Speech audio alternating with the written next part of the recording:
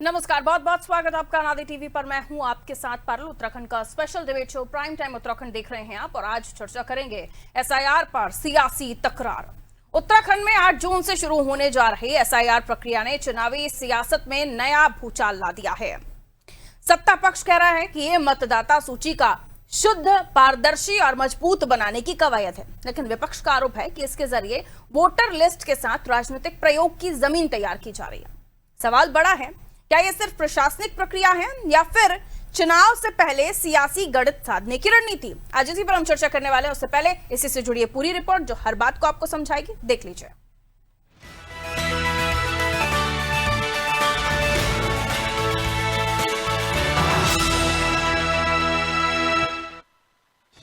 उत्तराखंड में राजनीतिक दलों की चुनावी तैयारी अब बूथ स्तर तक पहुंच चुकी है। वहीं भारत निर्वाचन आयोग ने तीसरे चरण के तहत 19 राज्यों में विशेष गहन पुनरीक्षण यानी SIR अभियान का ऐलान किया है, जिसके तहत उत्तराखंड में 8 जून से 7 जुलाई तक BLO घर घर जाकर मतदाता गणना प्रपत्र वितरित करेंगे और जानकारी जुटाएंगे। 14 जुलाई को ड्राफ्ट वोटर लिस्ट जारी होगी। 13 अगस्त तक दावे और आपत्तियां ली जाएंगी और 15 सितंबर को अंतिम मतदाता सूची प्रकाशित की जाएगी। प्रदेश में 11,733 पोलिंग बूथों के लिए 21,000 से ज्यादा BLA भी तैनात किए जा चुके हैं। लेकिन जैसे ही ये प्रक्रिया शुरू होने की तारीख नजदीक आई है, सियासत भी गर्म हो गई है। कांग्रेस का आरोप है कि सत्ता पक्ष इस कवायद की आड़ में अपने वोट बढ़ाने और विपक्षी मतदाताओं के नाम कटवाने की जमीन तैयार कर रही है। देखिए, SIR के बहाने इनको एक आप समझिए जिस प्रकार से राजा की जान तोते में होती थी, एक कहानी हम बचपन से सुनते आए हैं, उसी प्रकार से बीजेपी की जो पूरी जान है वो निर्वाचन आयुक्त के निर्वाचन कार्यालय के पास है और ये SIR के रूप में आपको सामने देखने को मिल रही है। तो SIR इनके हाथ में ऐसी जो है जादू की छड़ी लग गई है, जिसको चाहते हैं जिस प्रकार से उपभोग करते हैं। जैसे इन्होंने आपने देखा बिहार में किया, जैसे अब आपने देखा बंगाल में किया, उसी कड़ी में उत्तराखंड में भी अब ये इस प्रकार का प्रयोग करने जा रहे हैं। विपक्ष से लोकतांत्रिक अधिकारों से जुड़ा बड़ा मुद्दा बता रहा है तो सत्ता पक्ष पलटवार कर रहा है कि SIR पूरी तरह संवैधानिक और पारदर्शी प्रक्रिया है। बीजेपी का कहना है कि लंबे समय से फर्जी वोटर, डुप्लीकेट नाम और बाहरी लोगों के नाम सूची में होने की शिकायतें मिल रही थी। ऐसे में मतदाता सूची को शुद्ध करना जरूरी है। बीजेपी आरोप लगा रही है कि कांग्रेस जनता में भ्रम फैलाकर इस मुद्दे को राजनीतिक रंग देने की कोशिश कर रही है। देखिए, कांग्रेस के जो आरोप होते हैं बहुत ही औचित्यहीन होते हैं, जिसका कोई तर्क नहीं होता, सिर्फ कांग्रेस को कुतर्क करना है। आप मुझे बताइए, 1952 से लेकर और 2004 तक जितनी बार भी SIR हुई है, कांग्रेस की सरकारें रही हैं, तो तब दिक्कत नहीं हुई SIR पर कांग्रेस को। लेकिन आज बड़ी दिक्कत हो रही है SIR पर और बार बार आरोप लगाने का काम कर रहे हैं। तो SIR अपना काम कर रही है और कांग्रेस केवल और केवल नकारात्मकता फैलाने का काम कर रहे हैं, क्योंकि SIR से अब लगता है कि कांग्रेस के लोगों को डर लग रहा है, क्योंकि उनके जो मित्र हैं घुसपैठिया टाइप के, जो प्रदेश की आबो हवा और शांति को खराब करने का काम करते हैं, उनको शायद SIR में जगह ना मिले। राजनीतिक बयानबाजी के बीच सबसे बड़ा सवाल आम मतदाता का है। क्या SIR पूरी तरह निष्पक्ष होगी? क्या किसी पात्र मतदाता का नाम सूची से बाहर नहीं होगा? और क्या ये प्रक्रिया चुनावी समीकरण बदल सकती है? फिलहाल उत्तराखंड में SIR अब सिर्फ प्रशासनिक प्रक्रिया नहीं है, बल्कि बड़ा राजनीतिक मुद्दा बन चुकी है। अब नजर 8 जून पर भी रहेगी और 15 सितंबर पर भी, जब साफ होगा कि मतदाता सूची कितनी शुद्ध हुई है।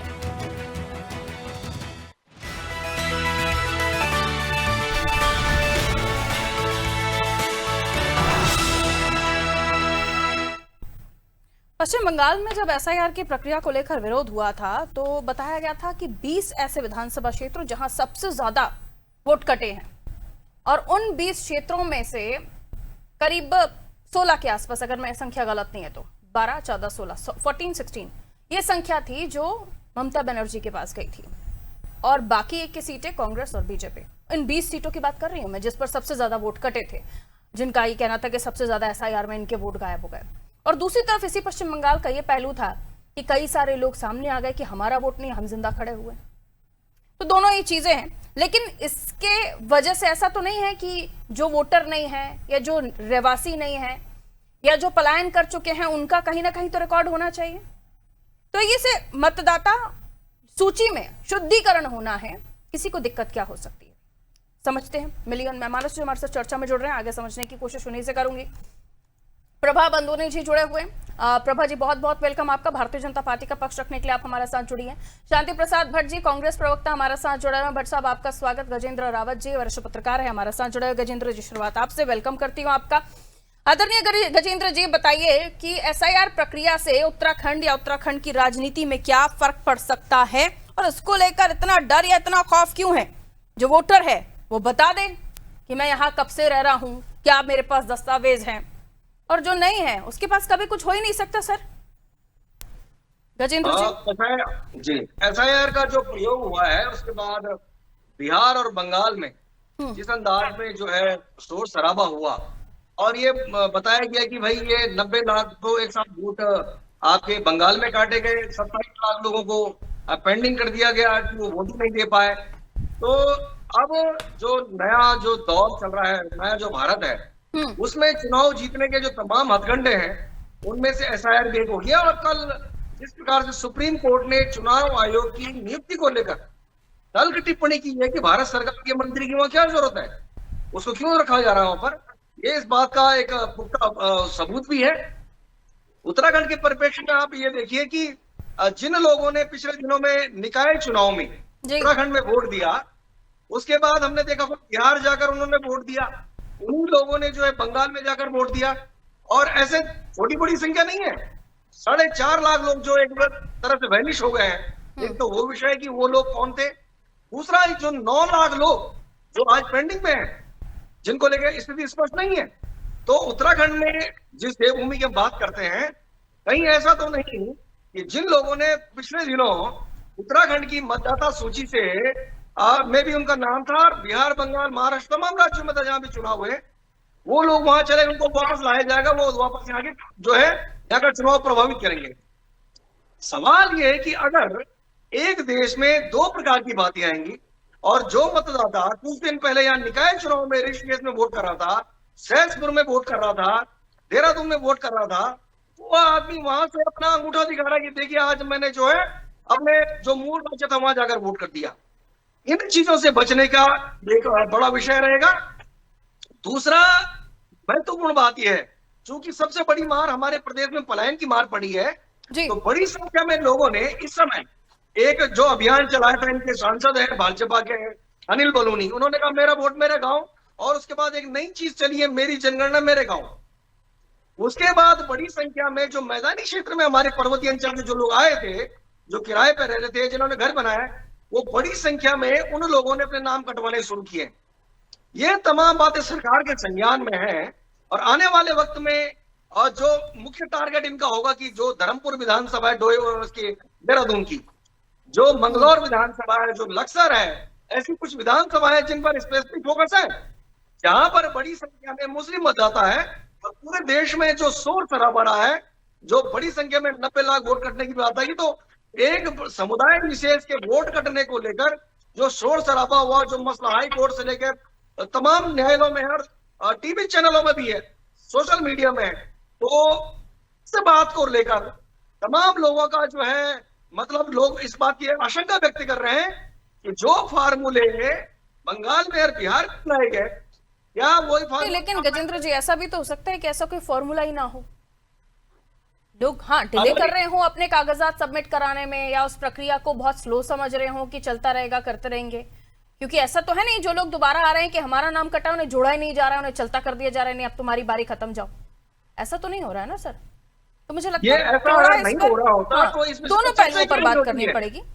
अगर इस विषय पे आज हम लोग चर्चा कर रहे हैं, पूरे देश में एफआईआर को लेकर चर्चा है, तो इसी कारण तो है कि पिन पॉइंट पर एक परिवार के 6 सदस्य हैं, 6 में से 2 के नाम रखे गए, 4 के हटा दिए गए। ठीक है, कहीं 5 लोग हैं तो उनमें 1 का नाम रखा गया, 4 के हटा दिए गए। तो ये कई तरह की जो चीजें, लेकिन ऐसा जरूरी भी नहीं है कि उत्तराखंड में ऐसा हो। ठीक है, एक बहुत छोटे क्यों नहीं होगा, ये क्यों नहीं होगा? ठीक है इसकी प्रभा जी, गारंटी नहीं होगा। ओके, बहुत लिमिटेड टाइम है मेरे पास, कमर्शियल ब्रेक के लिए मैसेज आ गया मेरे पास, इसलिए आप छोटी छोटी टिप्पणी कीजिएगा। Prabha ji please. Okay Gajendra ji please, Prabha ji unmute कीजिए मैडम। नहीं देखिए, बोलिए। देखिए पारुल जी, निश्चित तौर पर एसआईआर की प्रक्रिया हो रही है और जिन जिन राज्यों में भी चुनाव हो रहे हैं वहां पर ये अभियान चलाया जा रहा है चुनाव आयोग के माध्यम से। और इसका हम पहले भी कह चुके हैं कि हम जो मतदाता सूची है उसको ठीक करना, उसके शुद्धिकरण के लिए काम हो रहा है। और ऐसा नहीं है कि भाजपा ही पहली बार या हमारी सरकार के दौरान ही हो रहा है, इससे पहले जब कांग्रेस की सरकारें भी रही है तब भी ये काम हुआ है। तो तब तो कांग्रेस को कभी कोई आपत्ति नहीं हुई, किसी को कोई आपत्ति नहीं हुई। और देखिए जो हमने 2003 की जो वोटर लिस्ट है उसके बाद को अभी ठीक करा है तो उसमें मैपिंग हुई है। उस मैपिंग में जो लोग अब छूट गए हैं उनको दोबारा लाने के लिए ये एसआईआर चल रहा है। प्री एसआईआर हमारा पूरा हो चुका है, लेकिन उसमें जो लोग रह गए हैं उनको दोबारा जोड़ने का काम अब शुरू होगा। तो देखिए ये तो भारतीय जनता पार्टी हो, चुनाव आयोग है, हम ठीक तो है, ये वो चाह लोग रहे बाकी हैं जगहों का भी ज्यादा से उदाहरण ज्यादा लेकर चल रहे हैं मैडम। ये सुनिश्चित करना होगा कि पात्र कटे ना और अपात्र जुड़े ना। ठीक है, भट्ट साहब सुन रहे हैं आप मेरी आवाज? जी जी जी, कहिए सर, क्या प्रॉब्लम है एसआईआर से? आपको क्यों लगता है कि मतदाताओं के साथ कोई अन्याय होगा या फिर किसी का वोट कट जाएगा? क्यों इसे लोकतांत्रिक अधिकारों का आनंद बता रहे हैं आप लोग? बताइए, हर जगह हुआ है। पहले तो ये धारणा हटा लीजिए कि हमको कोई आपत्ति है इस तरह की, जिस तरह आप कह रही हैं जी। क्योंकि ये कांग्रेस की ही सरकार थी जब भारत का संविधान बना। आर्टिकल 226 से लेकर लोक प्रतिनिधित्व अधिनियम 1950 की धारा 21(3) में ये व्यवस्था की गई और हम ही ने 12 बार एसआईआर किया है। 1952 से लेकर 2004 तक का एसआईआर कांग्रेस की सरकारों ने किया है। जो ये मतदाता सूचियों का पुनरीक्षण का काम है, स्पेशल इंटेंसिव रिवीजन का जो काम है, ये हमने ही शुरू किया है। लेकिन आपत्ति किस बात को लेकर है? आपत्ति इस बात को लेकर है कि जो वर्तमान का निर्वाचन आयोग है वो घालमेल कर रहा है। आप लगाइए उत्तराखंड। ठीक है, तो अगर किसी तरह की कोई गड़बड़ी ना हो तो एसआईआर प्रक्रिया होनी चाहिए कि नहीं होनी चाहिए? इस पर जवाब दे दीजिए। मैं आपको डाटा बता रहा हूँ। प्री एसआईआर में 19,69,000 मतदाता अभी अनमैप्ड हैं उत्तराखंड में, ठीक है ना। और जो अनमैप्ड मतदाता हैं उनको मैप्ड करने के लिए एसआईआर होगा। अभी तक केवल बागेश्वर जिला है जहाँ 100% मैपिंग हुई है, बाकी कहीं 85% है, कहीं 90% मैपिंग हुई है। लेकिन ये पूछा जा रहा है ना भट्ट साहब की, उसे होने तो दीजिए, कोई कमी निकले उस पर आप तो हम कहाँ रोक रहे हैं? हम कोई रोक रहे हैं क्या? हम रोक नहीं रहे हैं। पारुल जी, इनसे ये बोलिए कि 100% मैपिंग क्या जरूरी होती है? उसमें कुछ आपके मृत भी तो होंगे, मतदाता कुछ से चले गए होंगे, तो उनके नाम तो हटेंगे ना उसमें से। अरे सुन लीजिए ना बदूनी जी, सुन लीजिए। उत्तराखंड कांग्रेस ने एसआईआर को लेकर कंप्लीट तैयारी की है। हमने गणेश गोदियाल जी की अध्यक्षता में प्रत्येक जनपद में एक मास्टर ट्रेनर नियुक्त किया है, हर विधानसभा में एक ट्रेनर नियुक्त किया है। BLA 1, BLA 2 हमने कंप्लीट कर दिए हैं। हमने हर विधानसभा में 2 प्रभारी नियुक्त किए हैं और 2 मई तक हमारी सारी ट्रेनिंग कंप्लीट हो चुकी है एसआईआर को लेकर। जो ट्रेनिंग ये अब कर रहे हैं वो हम कंप्लीट कर चुके हैं। उस ट्रेनिंग में हमने सारे डाटा दिए हैं, हमने सब चीज अपने लोगों को बताई है। तो फिर गुंजाइश ये लोग हैं जो सरकारी अधिकारी कर्मचारी हैं, जब वो काम करेंगे और जब एक डाटा सामने आएगा, जब वो ड्राफ्ट सूची आएगी सामने और जब उस पर लोगों की आपत्तियां होंगी, तब उस दौरान जब form 6, form 7, form 8, form 9, form 10, जब इन पर लोग कोई नाम हटाने, कोई जुड़ाने, ये सब काम करेगा, तब पता लगेगा, जब फाइनल रोल आएगा कहाँ सरकार ने घालमेल किए। हम यही तो कह रहे हैं कि इस जो ये वर्तमान का निर्वाचन आयोग है, ये होना भी चाहिए। निर्वाचन आयोग मैं वो पॉइंट अपलोड कर दिया है गूगल पर। पारुल जी, अब तो ऑनलाइन रजिस्ट्रेशन भी हो गया है, आप अपने आप भी ऑनलाइन फॉर्म फिल कर सकते हैं गूगल पर जाकर। ये भी तो व्यवस्था बना दी गई है चुनाव आयोग के द्वारा। कमजोर वर्गों पर प्रभाव डाल के उन्हें काटा है। कैसे कह सकते हैं कि जो सरकार या चुनाव आयोग के माध्यम से या BLO के माध्यम से फॉर्म भरे जाएंगे? पूरा अभाव है। चुनाव पूर्व पर सवाल है, डिजिटल प्रक्रिया की कठिनाई है, इन सब बातों को ध्यान में रखना चाहिए। जो ऑपोजिशन के सुझाव हैं। ठीक है, बहुत बहुत शुक्रिया आप सभी का हमारे साथ जुड़ने के लिए। समय इतनी इजाजत दे रहा था।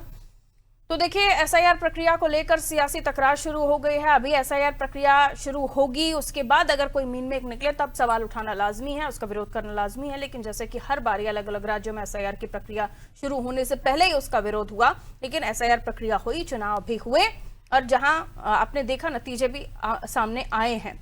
हाँ, यहाँ कांग्रेस का कहना है कि हम पूरी तैयारी के साथ, हमारे बीएलए पूरे ट्रेन है, सारी प्रक्रिया का हम पालन करेंगे और उसके बावजूद भी कुछ होता है तो फिर देखा जाएगा। जब आपने सारी तैयारी की है, जो सारे मतदाता हैं उनके कागजात तैयार हैं, तो भला कौन कर सकता है इसमें कोई घालमेल? यही तो बात है, यही तो दिक्कत है, इसी पर ही तो सवाल उठ रहे हैं कि कहीं ऐसा कोई वोटर जो पात्र नहीं है, जिसके पास किसी भी तरह का कोई दस्तावेज नहीं है, उसे कैसे मान लीजिएगा कि वो नागरिक है? क्योंकि घुसपैठियों की भी कमी नहीं रही है ना भारत में। आते जाते टहलते हुए लोग मिल जाएंगे, उनका भी आधार कार्ड बन जाता है, न जाने कैसे कैसे दस्तावेज बन जाते हैं, और बाद में पता चलता है कि वो न जाने 40-40 सालों से, अभी जब ऑपरेशन सिंदूर का समय था कि 40-40 सालों से पहले से यहाँ पर लोग रह रहे थे, इसके बाद उन्हें वापस जाने के लिए कहा गया। खैर, दीजिए इजाजत, नमस्ते।